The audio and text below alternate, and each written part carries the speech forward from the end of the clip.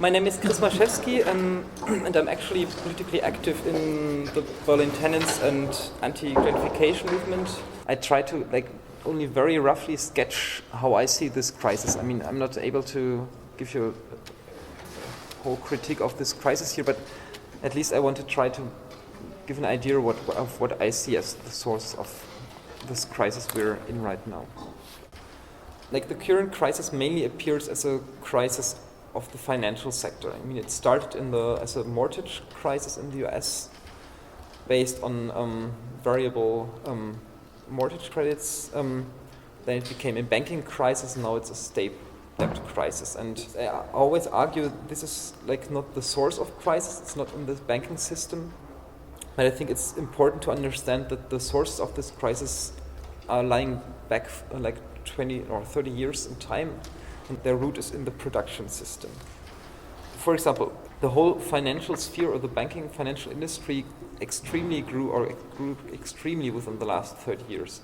So it was quite a service industry in a way in the 1970s, the whole banking system, and now it's one of the major industries, at least of the Western world.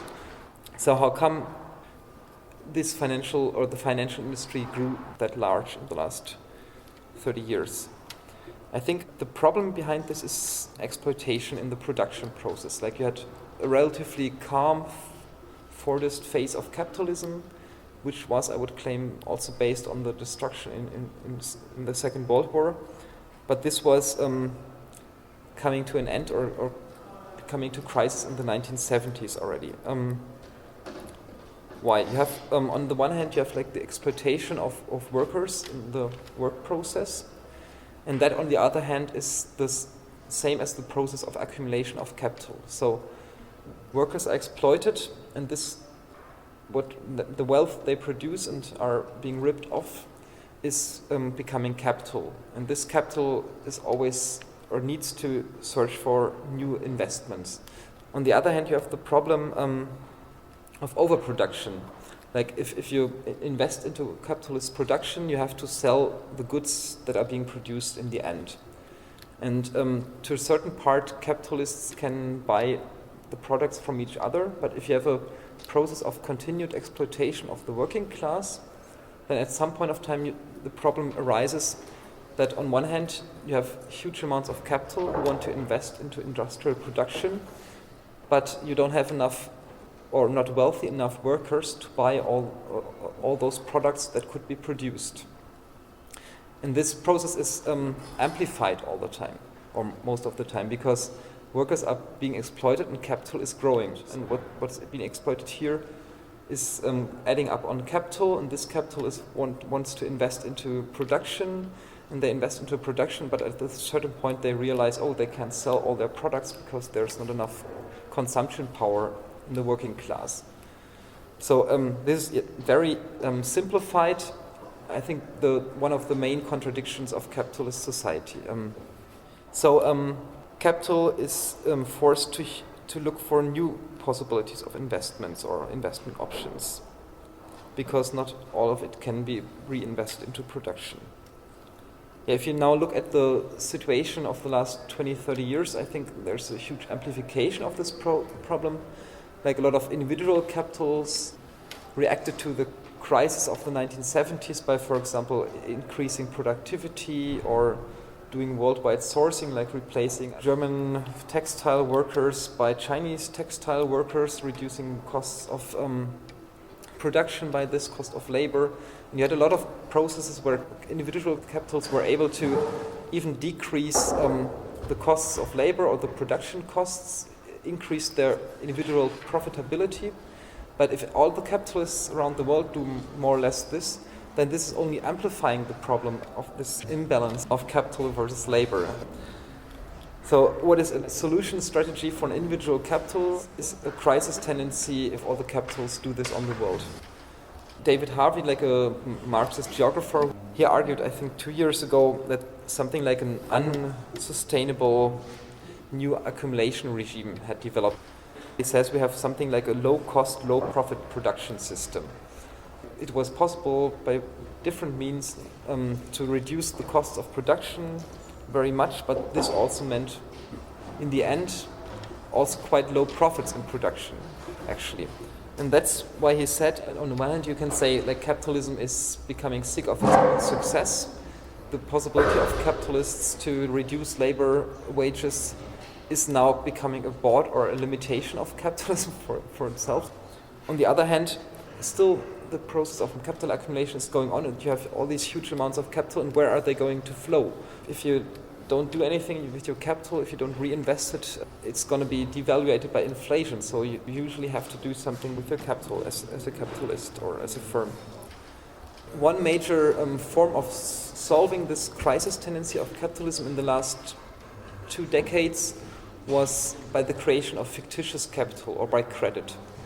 Like a lot of people were able to consume not by money, by means of money they had already earned, but by means of credit. So of profits or labor wages they would make in the future. That's actually like very much what was behind this US-American real estate mortgage crisis. A lot of people, because the real estate market was soaring, a lot of investment came into the mortgage market. The real estate market, housing prices were rising, and a lot of people who lost their jobs or who did not get any pay increases for a long time or had stagnating wages, they were like replacing their wage as the source of their consumption by mortgages, by credit. And that's just the individual side. On the other side, you have state debts. State debt is more or less also state consumption on the basis of future profits. But if these future profits will never be produced, it's just fictitious capital, actually. And also in the stock markets, in the whole financial sector, a lot of capital flew into there, and it was possible to pay higher profits than the production sector. But most of this was based on fictitious capital. So I would say the whole world has actually lived on credit, at least to a good part in the last 20 years. And the more and more stronger and more often coming crises are actually only a point when it becomes clear that a lot of economic growth in the last decades was based on credit. Right now we are in a crisis where it became clear actually that most of the world had in a way lived on credit. But this credit for some time solved or temporarily fixed the crisis problems of capitalism. I would say it's of course true right now. If you criticize capitalism or the financial sphere in capitalism, the phenomena, like the crisis actually is a crisis very much financial, or it appears in the financial sector. A lot of its phenomena have to do with the financial sphere. But and also there's like a debate, and I think it's partially at least true, about like that something like a finance-dominated capitalism has derived or has come into existence, at least for the last decade or so. So the financial sphere has also become more powerful within capitalism, or has become the most powerful faction of capitalists. So I think it's understandable, or in a way sound, that a lot of people start to criticize the financial sphere, but on the other hand I also say it's ideological, because that the financial sphere has become so important, so powerful, so central to capitalism is a phenomena of a crisis going on since 30 years, which is like an overaccumulation crisis. I think this crisis is actually based in the process of exploitation in the production sector. And that the whole growth of the financial sphere of banking and the state debt crisis it is the phenomena how the crisis appears, but it's actually based more deeply within capitalism. And I think it justified, or I think also a lot of people who are now becoming politically active see first these forms of financial, corruption, of indebtedness, blah blah blah, and it's necessary that you see it, and I don't want to criticize them for seeing these problems there. All I say is if you get stuck on this, it's very easy to personalize or to say, okay, it is certain bankers, or there are phenomena like rip-off, or of course a lot of lobbyism, corruption, and stuff. This is actually happening. I'm not saying it's not happening, but I would say I try to explain it out of a crisis in the capitalist system in the whole. In short, the current crisis has its roots in a crisis of capitalist production, but appears as a financial and state debt crisis. Because of this form of appearance of capitalist contradictions, a lot of critique being currently formulated by developing anti-crisis movements is stuck or is in danger of being stuck at the surface phenomena of capitalist society, criticizing only what it perceives as its excesses, like forms of investment banking or greedy bankers, like Anglo-American hedge funds, corruption, lobbyism, and phenomena like that. I believe the historical German antisemitism of the Nazis and its industry of elimination have been based on comparable resentments and perception of capitalism. So I will try to introduce also at least very little into some concepts which I find important of the so-called anti-German debate, or which have been discussed and developed in this anti-German debate within the last, decade or decade and a half. But within the anti-German movement, a lot of nonsense has been developed as well. For example, a critique of structural antisemitism has led many anti-Germans to completely withdraw from social movements or leftist politics altogether, because all these social movements, they say, are becoming reactionary, or some at least say that. I would prefer not to be identified with those factions of the anti-German movement. Instead, I think it's necessary to get involved in the different anti-crisis movements, but I would like to inspire you to reflect upon their possible limitations or potentially reactionary contents or even barbaric consequences. Yeah, I think these consequences are possible if you stay entangled on the surface phenomena of capitalist society, like a critique of financial capitalism only.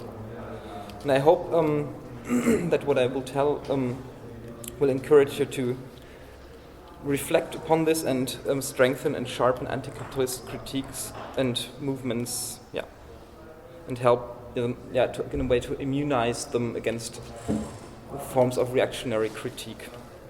So I will now start to try to explain what do I mean by structural antisemitism.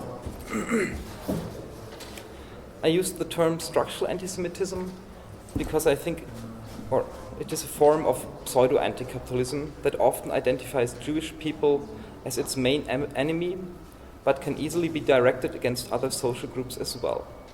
That's why I use the term structural. It is an ideology that derives from forms of appearance of capitalist contradictions, and this has actually little to do with real Jews, as it is in large parts a projection or a systematic or pathological resentment. In German National Socialism, it was those defined as Jews, but in Southeast Asia, especially in Indonesia, after the Asian crisis of 1997-98, it were or are still commonly the Chinese minorities, for example, who are being harassed, terrorized, and sometimes also assassinated in ways and out of resentments comparable to German antisemitism. In Indonesia, they had pogroms against the Chinese minority, and the Chinese minority in Southeast Asia has like similarities to the Jewish history here, because very often they were not allowed to become farmers, so they kind of stuck in the business sphere. And often they also, like in a lot of countries like Indonesia, Thailand, they had actually, they had a strong economic position because feudal masters allowed them more economic freedom and become economically powerful because they never had a social basis that, like, because they were a social minority, they never had, like, they could become economically powerful, but on the other hand, they were not able to endanger the feudal lords in their social domination because they were always regarded as foreigners. So I think that's like why often ethnical Chinese in Southeast Asia are in economically better situations than the majority population. But that made it also very easy for them to be identified with the with the phenomena of crisis in Southeast Asia, and in Indonesia at least in 1998 there were more than 1,000 Chinese killed in pogroms within a couple of weeks. So actually, like, I use this term structural, it's being criticized by a lot of friends of mine, but I think there's a way of like criticizing or perceiving capitalism that ends in resentments, but it's not necessarily Jewish people who are the object of these resentments, but it can be Chinese in Southeast Asia, for example, or it can also Jewish people can have structurally anti-Semitic resentments against other people. So it's more a form of thinking or a form of wrong critique. Why isn't the banker the bad guy? He's making a lot of money out of exploitation of people, out of the interests. So he's damaging a lot of people in his actions, and he can decide whether he does it or not every day. Why isn't he the bad guy that I have to blame? Or why isn't the solution to blame him and to stop him and to do whatever with him? I think on one hand the problem is, that the banker exists is like a result of the social or of the social relationships we're living in, of capitalism. And if you criticize like an individual banker, then of course it's easy to say, okay, if he or she is stopping her or his job, then someone else will do it. That's on one hand very easy. And then, for example, last year I was at a critical geography conference, and there was one woman. She had done her PhD on like the inner psychology of real estate firms, and it was quite funny because like she said, for example, a lot of people in the real estate firms are very egoistic, very unresponsible, blah blah blah, and actually like used psychological terms for it, like being sociopathic and stuff like this. But she claimed it's actually a form of behavior that is necessary within these firms. So on one hand, only people who are kind of who fit into those kind of jobs get those jobs, and on the other hand, once you're in this job, you have to be acting kind of sociopathic, because the whole business is based on extreme exploitation of whatever, selling certain form of credits to house owners, blah blah blah, which will in the end lead them into devastation and stuff like this. So I found this actually quite funny, because she was able to still have like a critique or a psychological critique of wrong behavior in these firms, but she claimed that it was systematical, that these firms demanded this kind of behavior and created it, as the business or the whole business is working like this. And if you go even beyond this and say these kinds of firms which sell whatever predatory mortgages, for example, these kinds of firms only develop in a certain phases of capitalist crisis, which I would argue. Then you can see that there are greedy bankers, but they are greedy because they have to be greedy in the firms or in the jobs they're working. These firms only exist because of certain phenomena of capitalist crisis, and in the end you have to criticize the whole system, and it's not enough to criticize just the bankers, because they are a phenomenon or derived from the whole system. That's basically my argument.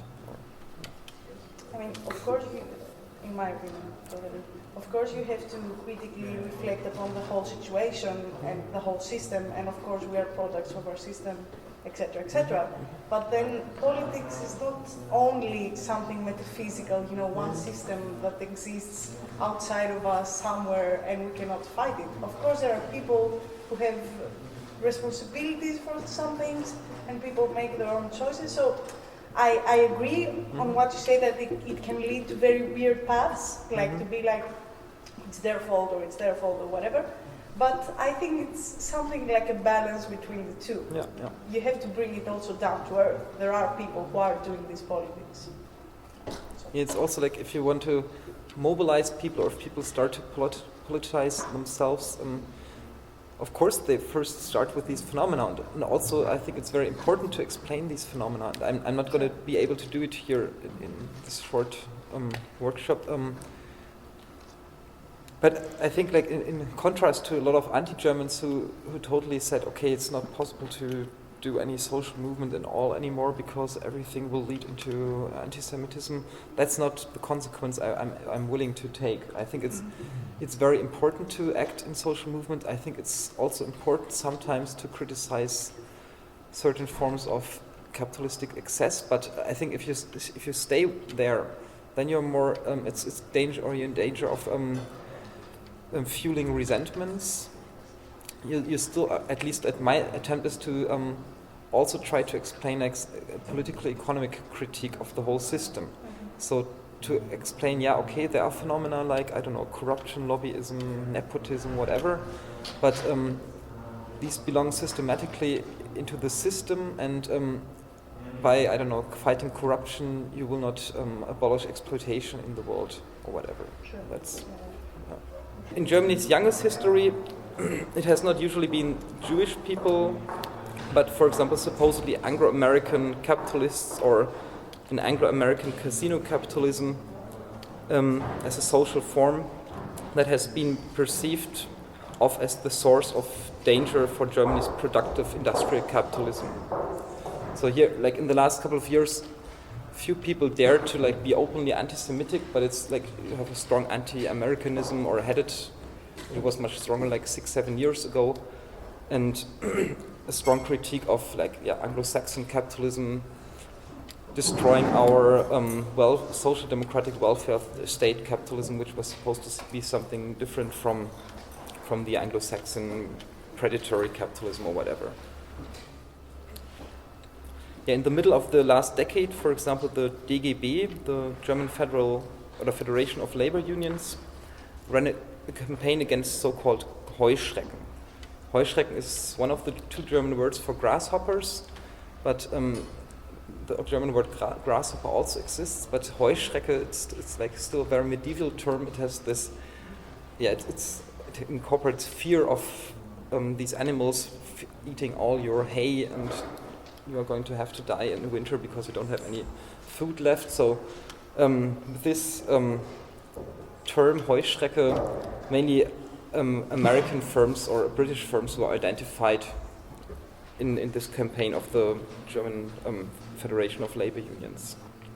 Anglo-American private equity and hedge funds were criticized as parasitic, as Heuschrecken, because they were buying up supposedly healthy German industrial firms only to violently exploit them, assigning their own debts to those firms and then splitting them apart and selling the rest off with a profit. I would, this was more or less the argumentation or the phenomena that happened. You had German industrial firms that were being bought up by often private equity firms, and it's sometimes still happening. And then those firms, the private equity firms, often bought them mainly on the base of credit, then assigned their credits to the firms they bought up, split them apart, sold the parts for more than they were able to sell the whole firm for, and often the firms afterwards collapsed. And it was perceived as these predatory Anglo-American capitals coming to Germany and destroying our industrial bases here. In times when you have more or less a crisis of over-accumulation, and that in those times it becomes a profitable business to destroy firms which are more or less, if the market is already crowded with goods, it can be more profitable to destroy firms than to build new ones. I think this is like a normal process within capitalist crisis, firms being destroyed or disassembled. But in this campaign of the DGB, it appeared as something which is only due to certain Anglo-American practices of capital accumulation. It was supposed to be something especially American or especially British and nothing German. And I think that's a way of externalizing phenomena of capitalist crisis to another country, or to say this is not normal capitalism what's happening. but we are losing our jobs only because of very greedy American or British managers, for example. So this externalization in turn makes it possible to believe there would exist something like a productive German capitalism that would be free of tendencies of crisis. And crisis is only brought about by Anglo-American capitalists. This actually very much resembles or is the division the Nazis made and termed, or they had this division between raffendes and schaffendes Kapital, which would be translated like parasitic versus productive capital. And I think that's pretty much what the DGB campaign reiterated, this ideology. Actually strengthening like anti-American prejudices on the one hand, nationalist ideology in Germany on the other hand, and is also reiterating or reactivating this Nazi ideology between schaffendes and raffendes Kapital. Since the crisis of 2007, also the bourgeois and petit bourgeois milieu is very prone to such forms of ideology. A major debate on the reasons of this crisis in Germany is on the personal misdeeds of the individual capitalists. In Germany, for example, you had this big debate about the crisis being created not by systematic processes of capitalist society, but by greedy, unresponsible bankers, managers, traders, and real estate agents. As a solution to the crisis, it was put forward that in economics, business administration, or management courses at university, ethics should be taught to the next generation of managers or capitalists. The tradition of a supposedly socially responsible German capitalist, the so-called ehrbarer Kaufmann, that was the term they used, was demanded to be strengthened against the immoral Anglo-American predatory capitalists. I heard a very similar pseudo-critique of capitalism of Islamic economists when I visited the Islamic economics department at the Islamic University of Yogyakarta in Indonesia in 2009 as well. Those Islamic economists wanted a Sharia police at the stock markets to make sure that capitalism sticks to ethics. The morality police shall make sure that capitalism keeps a human or Islamic face. People make the separation between the good capital and the bad capital, like the good production in the industry and the bad greedy finance capital. That it appears that the owner of the factory is doing a good job, is contributing something to the society, while the exploitation in the factory is not so visible as the interest that the factory owner has to pay to the bank. I think, and this invisibility, that it's not so visible, this exploitation in the factory, that people think I get paid for my work. No, you don't get paid for your work. You just get a little part of what you create in the work. But this is not so visible, and so it is easy to say the worker gets paid for his work, and the factory owner gets paid for his work, and they all together in cooperation do the very good industry that gives us our basis, and then can come the bad, greedy banks that take away something from the wonderful cooperation of the factory owner and the worker.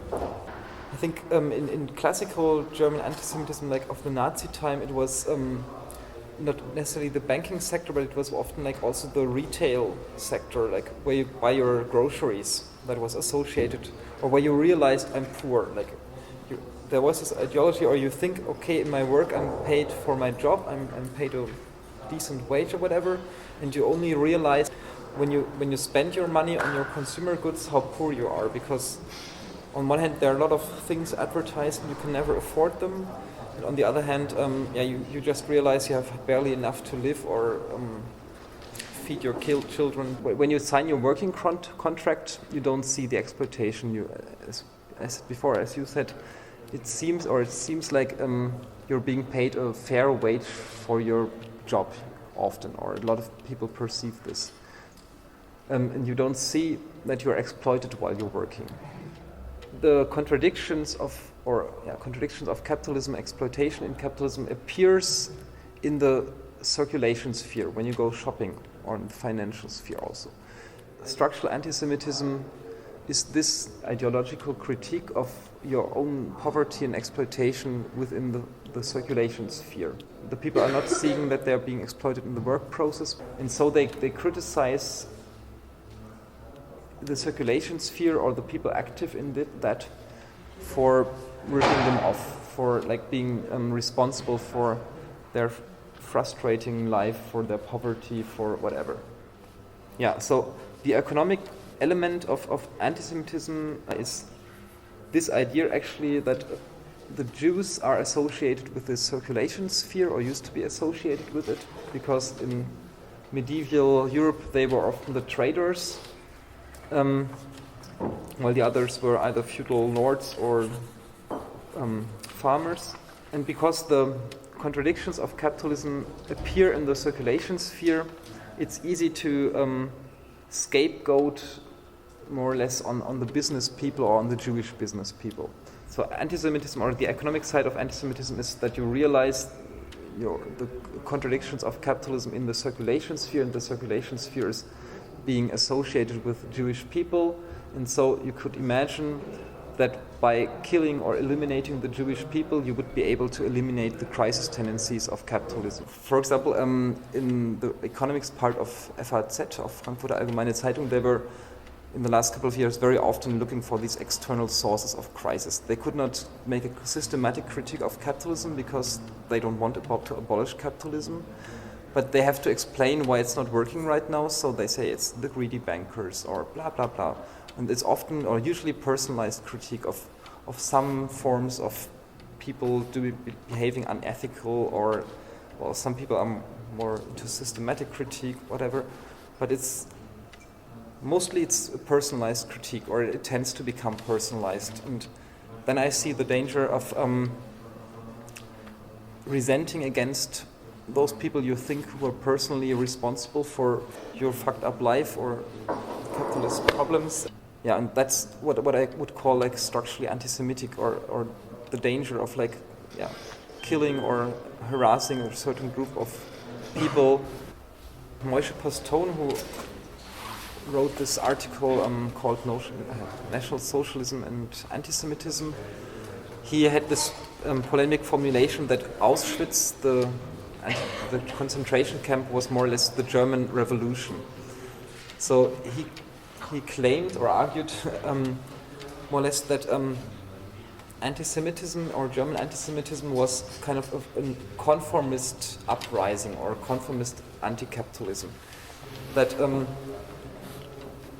because that anti-Semitism works in a way to associate the crisis tendencies of capitalism with a certain group, the Jews, and that instead of abolishing capitalism, the Germans were eliminating the Jews, and they really, or a lot of them really thought they would be able to get rid of the crisis tendencies of capitalism by doing this. So German anti-Semitism, or German Nazi anti-Semitism, really had this component of people really believed they are anti-capitalist, while not changing capitalism very much, or like it was a capitalist anti-capitalism in a way, by scapegoating the consequences of capitalist society to the Jews, and by trying to eliminate the European Jews, they really try to eliminate the crisis tendencies of capitalism. And I think that's important in a critique of anti-Semitism to keep in mind that it often actually is like a conformist anti-capitalism in a way. That it's that people who put forth anti-Semitic or structurally anti-Semitic positions, they actually perceive themselves as anti-capitalists, and they identify certain person groups with the crisis tendencies of capitalism and try to get rid of these crisis tendencies by eliminating these groups or these people. I mean, of course, right now we don't have huge elimination waves. I hope they're not going to come.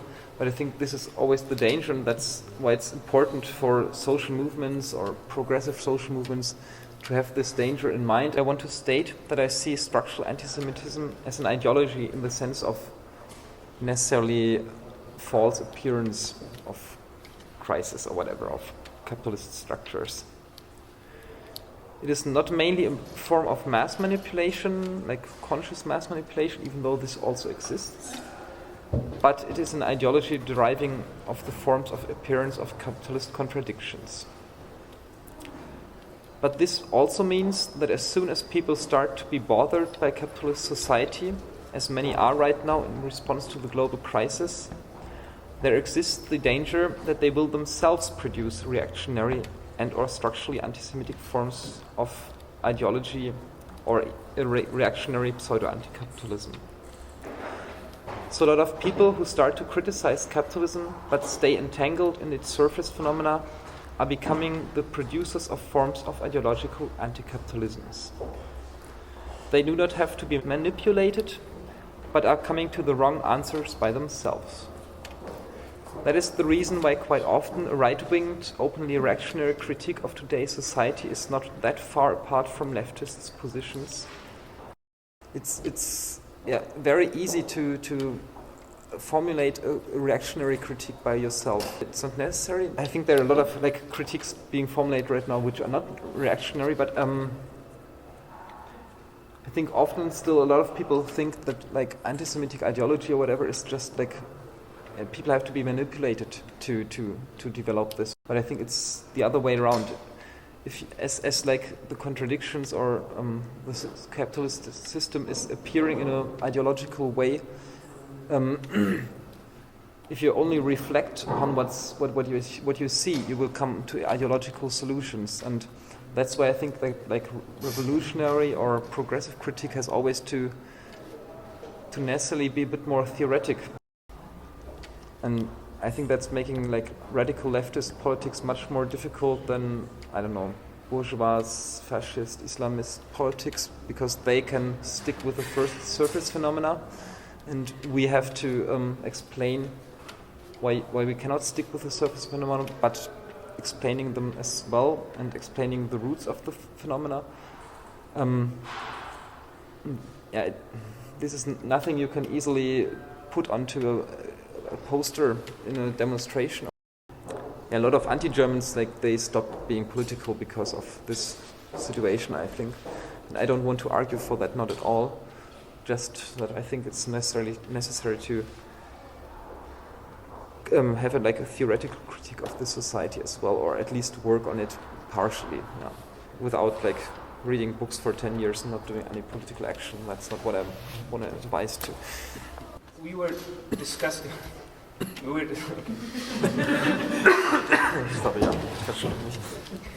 discussing the word, if it makes sense to call it structural anti-Semitism, and I think it's one thing to talk about the analytical concept, saying that there's a potential for resentments within a pseudo or reactionary critique of capitalism. That might have different consequences, like in the Indonesian case, the Chinese, in the German history was the Jews. So we could either talk about the structural concept, if we talk about capitalist societies, and then we can talk in particular about specific cultural context. Means the structural component unfolds it, differently in different societies. And my question now is, do you think that in the current German context there is a larger danger of structural anti-Semitism, really anti-Semitism, in reference to anti-Semitic tradition in German history, the Nazis, the modern conspiracy theories, or do you think it's more the structural concept which can unfold or which can be referred to different minorities, the Greeks, or only the bankers, not this cultural concept, but specific groups of society? So as a movement or as people who want to have a critical position on that, do you think it's where to put the focus on? More on the fight against anti-Semitism or structural anti-Semitism, or against a reactionary critique of capitalism which can touch other minorities as well? I'm not exactly sure, but I think both exist. I think there's still a lot of like not structurally, but actually anti-Semitic resentments there, and there's also a lot of like anti-Semitism that can easily be reactivated within the German society. I mean, it's not as much as 15 years ago or 20 years ago, but I mean, the whole German nationalism had somehow to cope with anti-Semitism at Auschwitz, so we had these huge debates since the last 20 years, and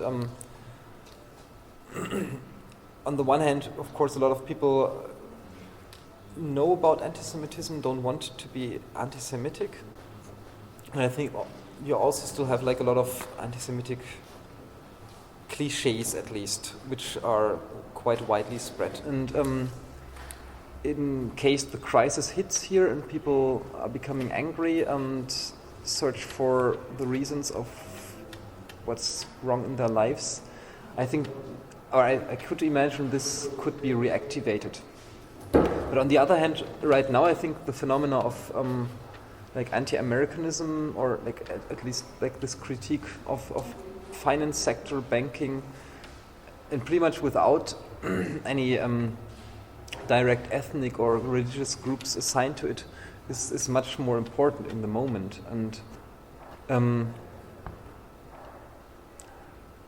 right now I don't see the danger of like a new like Auschwitz coming about in Germany. That's in the moment not at all the danger, but of course it could, I don't know, in 5 years, if the crisis hits within the next 2 years, I don't know, we'll have to see what happens then.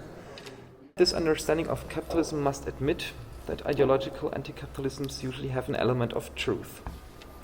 As they reflect the forms of appearance of capitalist contradictions, they express these contradictions. Thus, in my opinion, it is a great mistake that within the anti-German movement, this is often neglected. Anti-Germans are often only searching for structurally anti-Semitic forms of anti-capitalism and then defame those who formulate it. Quite often, this is even leading to pro-capitalist forms of political practice. Instead of such anti-German politics, I believe it is important to try to make the surface phenomena of capitalist crisis understandable by showing how they are a result of capitalist society as a whole. I believe it is important to make the political economic processes understandable in order to reduce the danger of formulating and fighting for reactionary critiques of capitalism. Yeah, that's more or less what I think, and maybe I'll just quit here.